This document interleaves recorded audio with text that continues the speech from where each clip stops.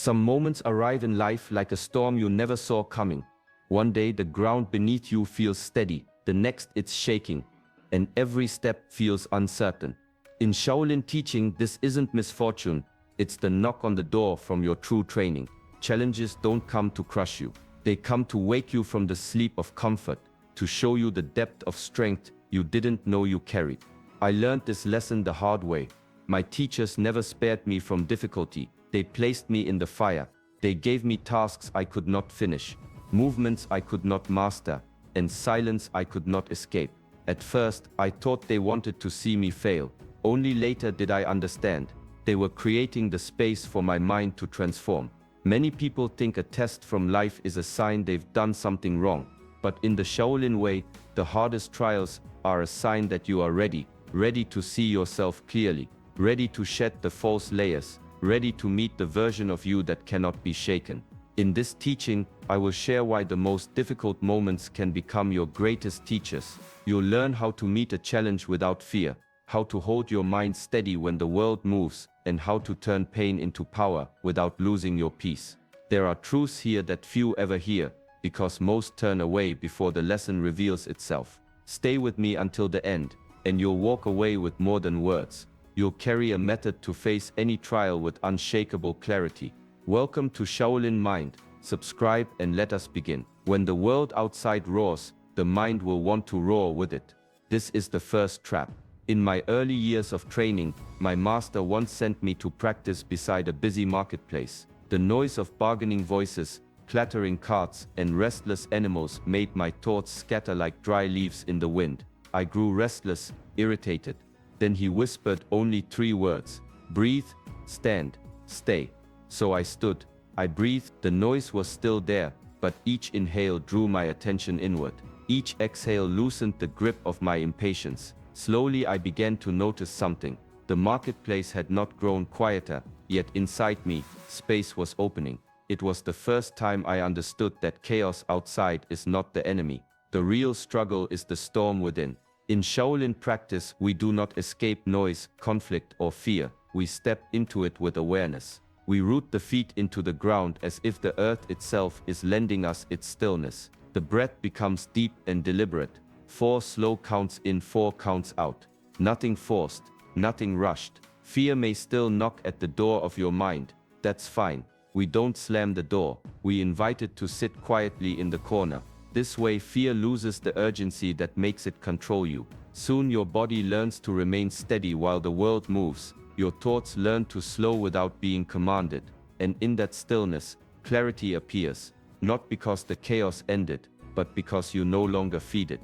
This is how a Shaolin mind meets the storm. Not with resistance, not with escape, but with the kind of quiet that cannot be touched. There is a saying in the temple, when the breath is steady, the mind follows. It sounds simple, almost too simple, until you have lived it in the middle of difficulty. One winter, a young disciple was sent to carry water from the frozen stream to the kitchen. The wind cut through his robes, the path was slippery, and his hands ached from the cold.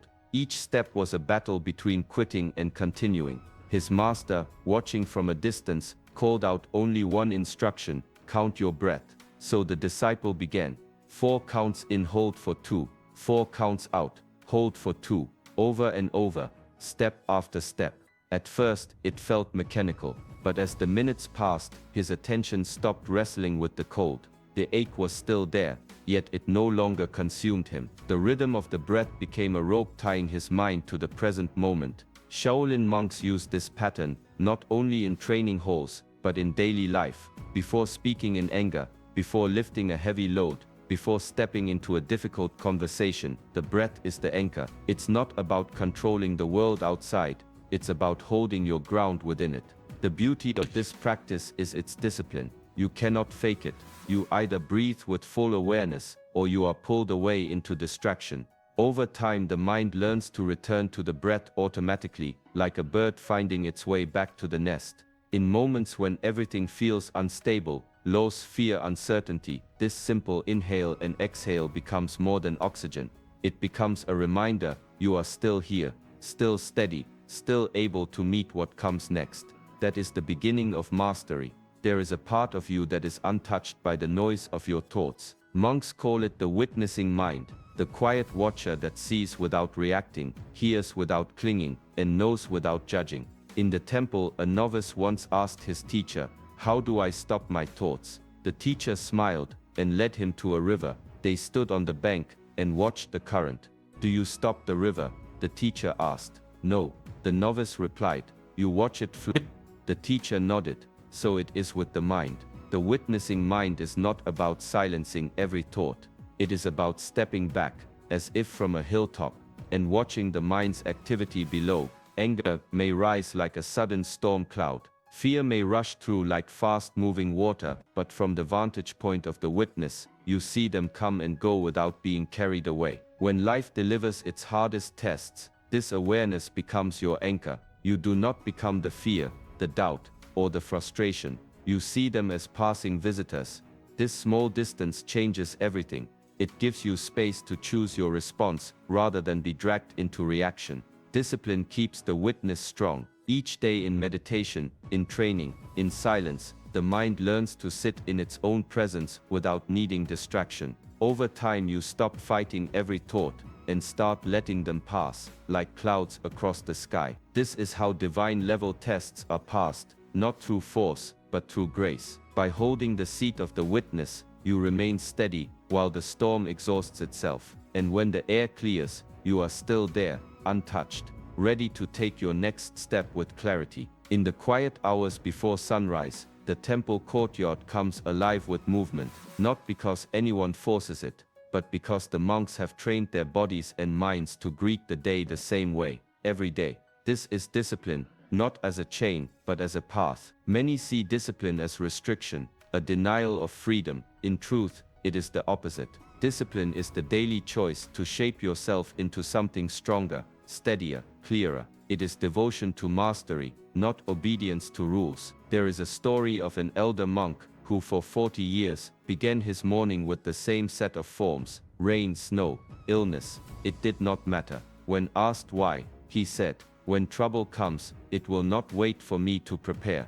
I must already be ready." Daily routines build a foundation no crisis can shake. When the body has been strengthened through consistent effort, it does not fail under sudden strain. When the mind has been trained to return to focus again and again, it does not scatter when life demands clarity. These qualities are not born in the moment of the challenge. They are grown in the quiet repetition long before it arrives. Discipline also teaches respect for the process. You stop chasing instant results and start honoring the slow, patient work that shapes true strength. Over time, the routine becomes part of you, like breath or heartbeat. And so, when a test comes, be it hardship, loss, or uncertainty, you do not scramble to find your footing. The footing is already there. You stand on the strength you have built each morning, each practice, each act of devotion. That is the quiet power discipline gives. It prepares you before the world ever tries to shake you. In the training hall,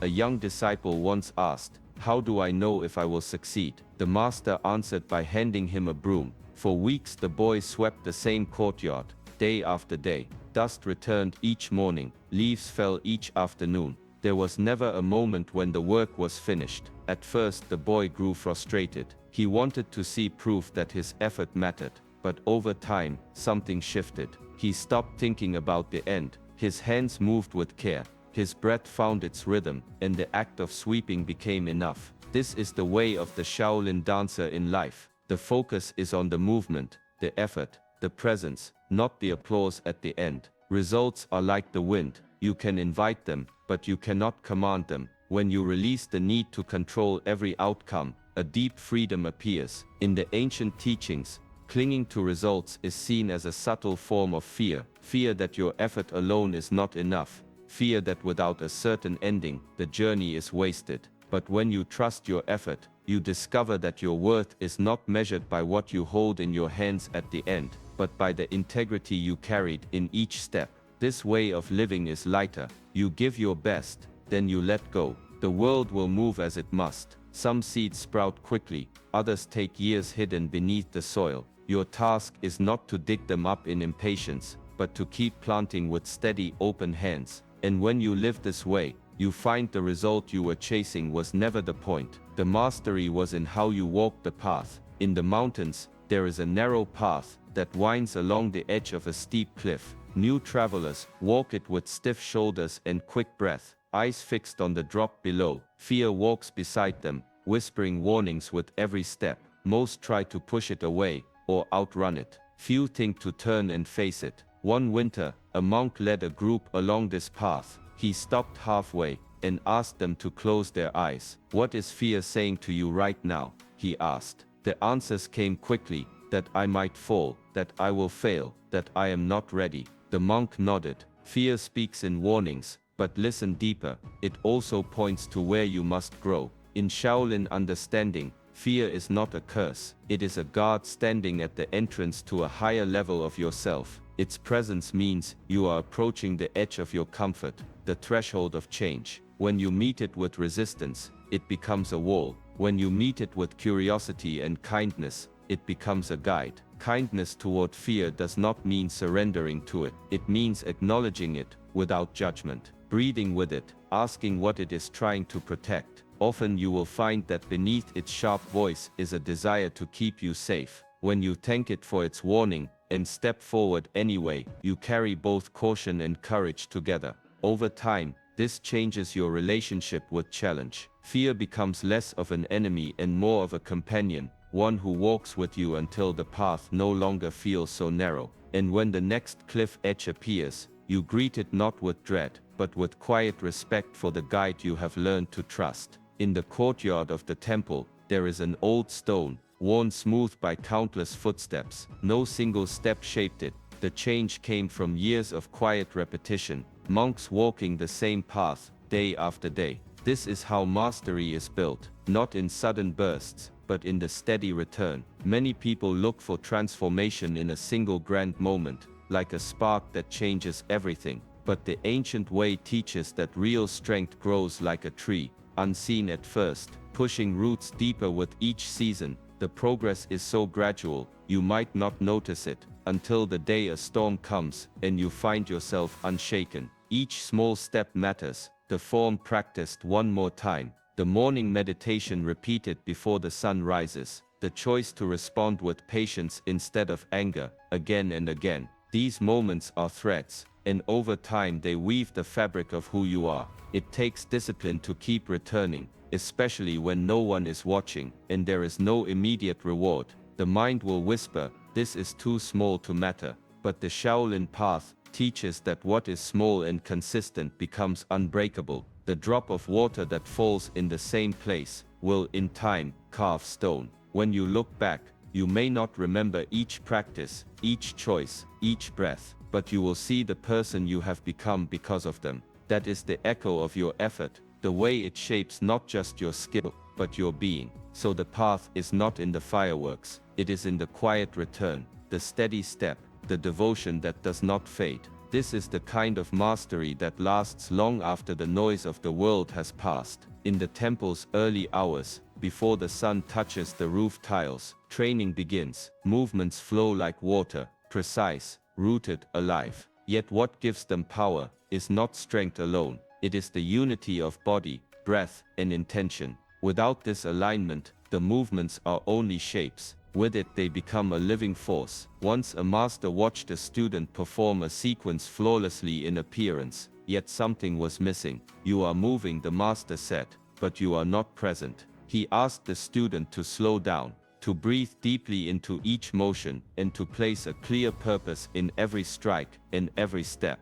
The difference was immediate, the same form, but now it carried weight, focus, and spirit. Shaolin teaches that the body is the vessel, the breath is the fuel, and intention is the compass. The body without breath becomes rigid. Breath without intention drifts without direction. Intention without the body's discipline remains only an idea. But when all three move together, they generate a power that is both calm and unstoppable. This unity is not only for the training hall, walking through a crowded street, speaking to someone in conflict, or facing a personal trial. When the body is steady, The breath is controlled, and the mind holds a clear purpose. You meet the moment with balance and strength. It is a discipline to keep these parts aligned, especially under stress. But this is the essence of inner mastery. The outside world may be loud, shifting, uncertain. Within you remain a single focused line, grounded in your body, anchored by your breath,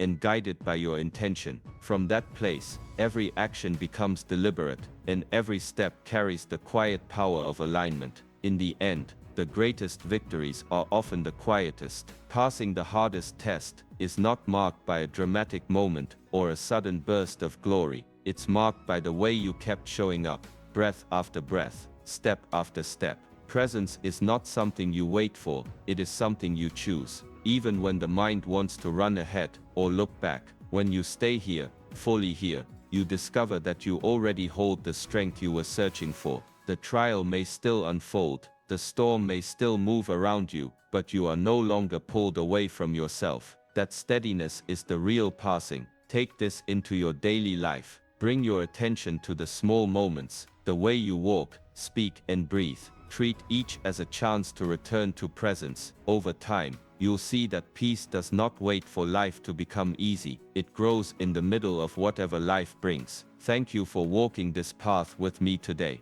If this teaching speaks to your spirit, let it stay with you, not just as words, but as a practice. And if you wish to walk further with us, join our community by liking this video, subscribing and sharing your presence with Shaolin Mind.